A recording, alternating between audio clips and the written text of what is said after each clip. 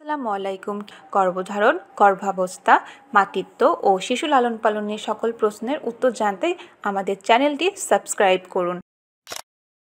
জ্যৈষ্ঠের খরতাপে পুড়ছে দেশ, রাতেও দিনের মতো তাপপ্রবাহে বিপর্যস্ত জনজীবন। এই জ্বালাময় পরিস্থিতি থেকে মুক্তি পেতে অনেকেরই সঙ্গী হয়ে উঠেছে এসি অথবা এয়ার কুলার, কিন্তু অনেকের কাছে আবার এসি এখনো এক বিলাসিতার নাম, অথচ তাপদাহে কেবল ফ্যানের বাতাসে স্বস্তি পাওয়া মুশকিল হয়ে উঠেছে। অনেকেই আবার বিদ্যুৎ বিল, দুর্ঘটনা ঝুঁকি, এমনকি পরিবেশের ক্ষতির বিষয়টি মাথায় রেখেও এসি ব্যবহার করেন না। আর এমন সময় গর্ভবতী মায়েদের আরো বেশি কষ্ট হচ্ছে, কারণ গর্ভকালীন অবস্থায় গর্ভবতী মায়েদের এই তীব্র গরম সহ্য করা খুবই কষ্টকর। গর্ভকালীন সময় এমনিতেই গর্ভবতী মায়েদের শরীরের রক্ত সঞ্চালন ক্ষমতা বৃদ্ধি পায়, আর অতিরিক্ত গরমের ফলে সেটা আরো বাড়তে থাকে। এতে করে গর্ভবতী মায়েদের আরো অস্বস্তি বাড়ে। এই গরমে কিভাবে গর্ভবতী মায়েদের ঘর এসি ছাড়াই ঠান্ডা রাখা যায়, চলুন জেনে নেওয়া যাক উপায়গুলো।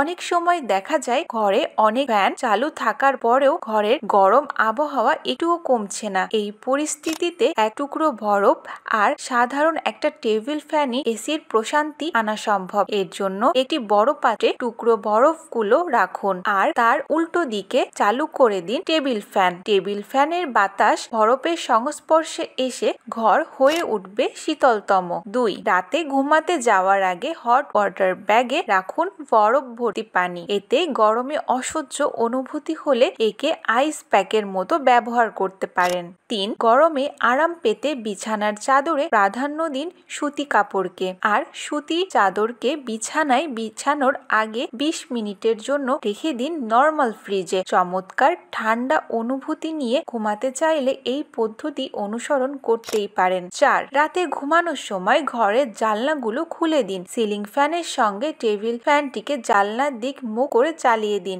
এতে ঘরের গরম বাতাস সহজেই বাইরে বেরিয়ে ঘরকে করে তুলবে ঠান্ডা। 5. মোটা এবং গাঢ় রঙের পর্দা ব্যবহার। বাজারে বাহারি ধরনের পর্দা থাকলেও গরম কমাতে চাইলে মোটা কাপড় এবং গাঢ় রং যেমন কালো, বেগুনি, নীল, খয়েরি এমন রংগুলো বাছাই করতে পারেন, কারণ এগুলো তাপ শোষণ ক্ষমতা বেশি, তাপ বিকিরণ ক্ষমতা কম থাকে। 6. তাপ প্রবেশ রোধ করা। জানালার মধ্যে প্রায় 25% তাপ ঘরে প্রবেশ করতে পারে। ঘর ঠান্ডা রাখতে দিনের বেলা বা দিনের যে সময় সবচেয়ে বেশি রৌদ্র উজ্জ্বল থাকে তখন তাপ প্রবেশ করার পথ বন্ধ করে দিলে তাপ কম থাকবে। 7. ভেজা ভেজা করে ঘর মুছুন। ঘরের তাপমাত্রা কম রাখতে একটু ভেজা ভেজা করে ঘর মুছুন। প্রয়োজন হলে একবারের পরিবর্তে ঘর মুছতে পারেন কয়েকবার। মেঝের পাশাপাশি জানালার কাঁচও পানি দিয়ে মুছুন।